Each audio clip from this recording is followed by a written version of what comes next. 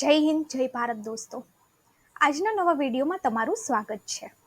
આજનો જે વિડીયો છે એની અંદર આપણે વાત કરવાના છીએ ઈ રિક્ષા સબસિડી વિશે. સરકાર જે છે એ નાના લોકોને મદદ કરવા માટે ઘણી બધી યોજનાઓ બહાર પાડે છે, જેની અંદર એક મહત્વની યોજના છે એ ઈ રિક્ષા સબસિડી છે. આની અંદર સરકાર જે છે એ રિક્ષા ખરીદવા માટે સબસિડી આપે છે.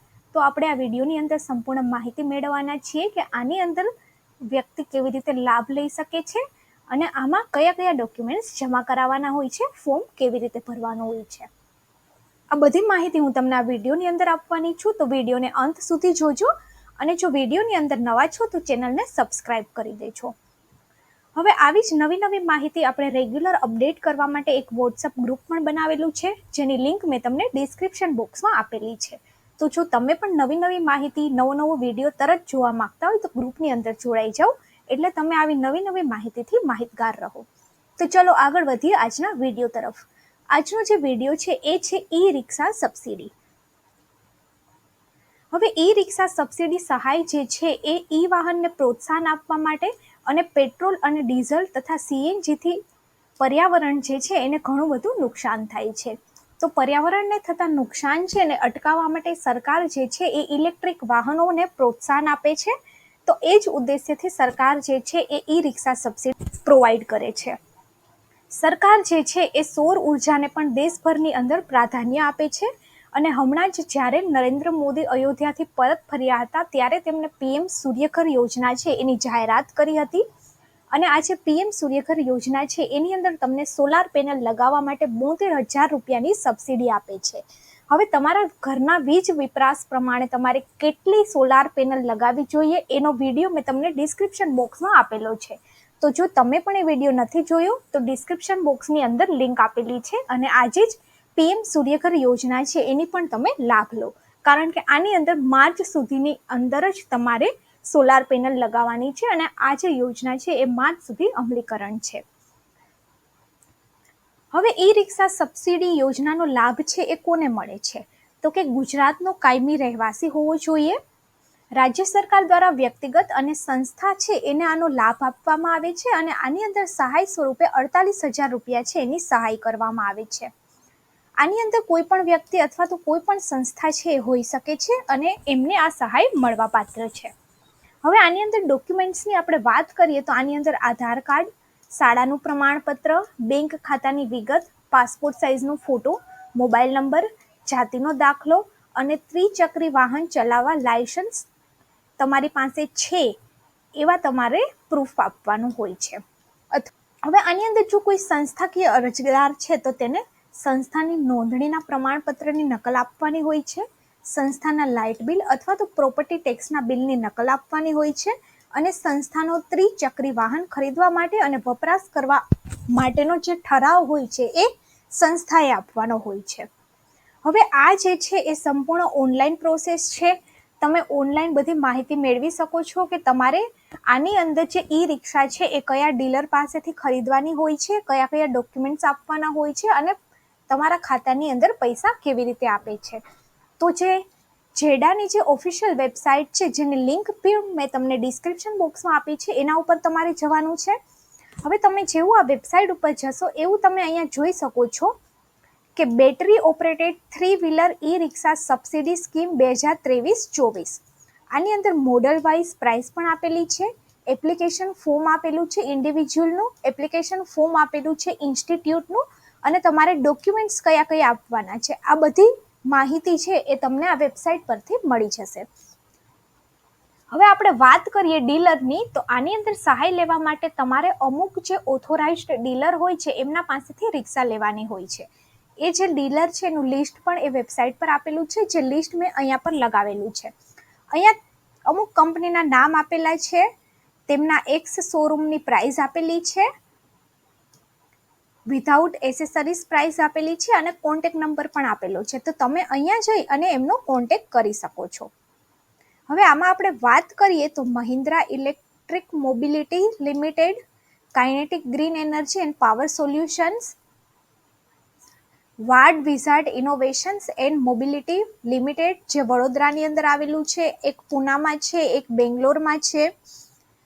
ત્યારબાદ અતુલ ઓટો લિમિટેડ જે રાજકોટની અંદર છે, દિલ્હી ઇલેક્ટ્રિક ઓટો લિમિટેડ હરિયાણાની અંદર છે. એવી રીતે અલગ અલગ સ્ટેટના અને અલગ અલગ જે કંઈ ડીલરો છે એમનું લિસ્ટ અહીંયા પર આપેલું છે. એમાં તમે પ્રાઇસ પણ જોઈ શકો છો કે એક શોરૂમ પ્રાઇસ કેટલી છે અને આની અંદર એસેસરીઝની જોડે કેટલી પ્રાઇસ છે. અહીંયા કોન્ટેક્ટ નંબર પણ આપેલા છે, તો તમે ડાયરેક્ટ એમનો કોન્ટેક્ટ પણ કરી શકો છો. તો આ જે છે ઓથોરાઇઝ્ડ ડીલરનું લિસ્ટ છે. તમે આ ડીલર જોડેથી રિક્ષા છે એ લઈ શકો છો, તો જ તમે જે સબસિડી છે એના માટે પાત્ર બનો છો. પણ ડીલર જોડેથી તમે રિક્ષા લઈ લો તો તમે સબસિડી માટે પાત્ર બનતા નથી. આની અંદર અમુક જે ડીલર નોંધાયેલા હોય છે એના પાસેથી જ તમારે રિક્ષા લેવાની હોય છે.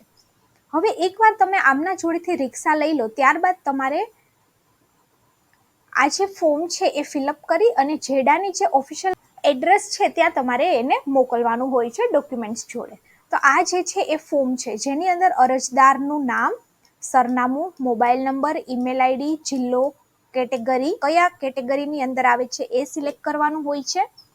હવે જે રિક્ષા વાહન ખરીદવાનું છે તેની વિગત તમારે અહીંયા પર લખવાની હોય છે. જેમ કે આગળ તમે જે ડીલરના નામ જોયા એમાંથી તમારે કંપનીનું નામ, મોડલનું નામ, ડીલરનું નામ અને સરનામું એ બધી વિગત અહીંયા પર લખવાની હોય છે. અહીંયા તમારા પાસપોર્ટ સાઇઝનો ફોટો લગાવવાનો હોય છે. ત્યારબાદ નાણાકીય સહાય મેળવવા માટે તમારે તમારા બેંકની વિગતો છે અહીંયા પર ભરવાની હોય છે અને ત્યારબાદ અહીંયા સહી કરી અને તમારે બધા ડોક્યુમેન્ટ્સ છે આની અંદર અટેચ કરવાના હોય છે. હવે વાત રહી કે આની અંદર કયા કયા ડોક્યુમેન્ટ્સ જોઈએ, તો ડોક્યુમેન્ટ્સની અંદર અહીંયા એક લિસ્ટ આપેલું છે, અમુક સૂચનાઓ પણ આપેલી છે. તો આપણે પહેલે જોઈ લઈએ સૂચનાઓ કે બેંક ખાતા નંબર પૂરો લખવો, જો ખાતા નંબરનો નંબર 0 થી શરૂ થતો હોય તો 0 અવશ્ય લખવો. ત્યારબાદ આઈએફએસસી કોડ જે છે એ 11 અંકનો હોય છે, જે 11 આંકડા પૂર્ણ રીતે દર્શાવવાના રહેશે. આઈએફએસસી કોડની અંદર પણ જો 0 હોય તો 0 અને O નો તફાવત જાણી અને 0ની જગ્યાએ 0 અને O ની જગ્યાએ O લખવું. કારણ કે ઘણીવાર 0 અને O બંને આપણને સરખું લાગતું હોય છે લખવામાં. તો તમારે 0 હોય ત્યાં ઉપર 0 લખી દેવાનું છે અને O હોય તો તમારે ત્યાં O લખવાનું છે. જે લાભાર્થીએ બેંક ખાતું ટ્રાન્સફર કરાવેલ હોય તો જે તે નવી બેંક શાખા હોય તેની વિગતનો આઈએફએસસી કોડ દર્શાવવાનો રહેશે. જો આપની બેંક બીજી કોઈ સાથે ભળી ગયેલ હોય અથવા તો મર્જ થયેલી હોય તો બેંક શાખાનો નવો આઈએફએસસી કોડ લખવો. જે બેંક ખાતું સબસિડી જમા કરાવવા માટે દર્શાવેલ હોય તે બેંક ખાતામાં 3 મહિને કોઈ વ્યવહાર કરતા રહેવું. જો વ્યવહાર ન કરવાના કારણે ડોરમેન્ટ થઈ ગયેલ હશે તો સબસિડીની રકમ છે એ તમારા ખાતામાં જમા થશે નહીં. જે તે બેંક ખાતું સબસિડી જમા કરવા માટે દર્શાવેલ હોય તે બેંક ખાતું ફ્રીઝ થયેલ નથી તેવું ચકાસી લેવું. આઈએફએસસી કોડ તથા બેંક ખાતા નંબર ખોટો આપવાથી સબસિડીની જે રકમ છે એ કોઈ બીજાના ખાતામાં જવાની શક્યતાઓ રહે છે. એટલે તમે જે બેંકની વિગત આપો છો એ તમારે સાચી અને સંપૂર્ણ આપવાની છે, એટલે સબસિડી જે છે એ તમારા ખાતાની અંદર જમા થાય. ત્યારબાદ તમારે અહીંયા પર લાભાર્થીનું નામ, લાભાર્થીની સહી, ત્યારબાદ તમારે આની અંદર જે કંપની છે જ્યાંથી તમે નામ અને એ કંપનીનો સહી સિક્કો જે છે એ તમારે અહીંયા પર લગાવવાનો હોય છે એ કંપની જોડેથી જેમના જોડે તમે રિક્ષા ખરીદી છે. હવે આની અંદર ડોક્યુમેન્ટ્સની આપણે વાત કરીએ તો આમાં ઇન્ડિવિજ્યુઅલ માટે એપ્લિકેશન ફોર્મ જે આગળ આપ્યું છે એ પીછે તમારે ડીલરને આપવાની હોય છે ડીલરના રેકોર્ડ માપે. ત્યારબાદ self attach copy of the driving licence of the applicant for 3 wheeler, એટલે કે તમારું લાયસન્સ અને આધાર કાર્ડની કોપી આપવાની હોય છે. અને જો ઇન્સ્ટિટ્યૂટ આની અંદર લાભ લેતી હોય તો ઇન્સ્ટિટ્યૂટે પણ જે ફોર્મ છે એ ભરવાનું હોય છે. એક કોપી જેડામાં મોકલવાની હોય છે અને એક કોપી ડીલરે જે છે એના રેફરન્સ માટે રાખવાની હોય છે. ત્યારબાદ કંપનીનું રજિસ્ટ્રેશન સર્ટિફિકેટ, કંપનીનું એડ્રેસ પ્રૂફ અને કંપનીનો એક લેટર કે જેમને આ ઈ રિક્ષા છે એ ખરીદવી છે. હવે આની અરજીપત્રક ભરી અને જમા ક્યાં કરાવવાનું, તો કે અરજીપત્રક છે એ ઉત્પાદક તથા મોડલની પસંદગી કરી અધિકૃત કરેલા ઉત્પાદનોના ડીલર સાથે અથવા તો જેડા કચેરીની અંદર તમારે જમા કરાવવાનું રહેશે.